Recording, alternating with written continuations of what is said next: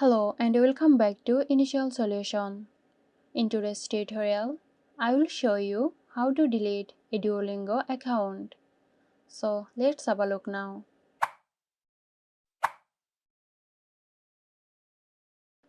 Open the Duolingo website or app and sign into your Duolingo account.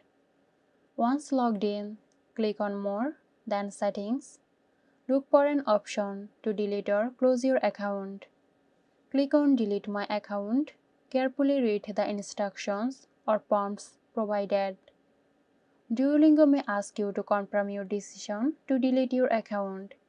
If asked for confirmation, confirm that you want to delete your account. This action is usually irreversible. Complete any additional steps or confirmations required to finalize the account.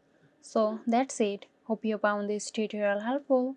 Stay tuned for more helpful tutorials here at Initial Solution. This video is sponsored by Zerosoft. Zerosoft offers graphic design, UI UX design, digital marketing and web development.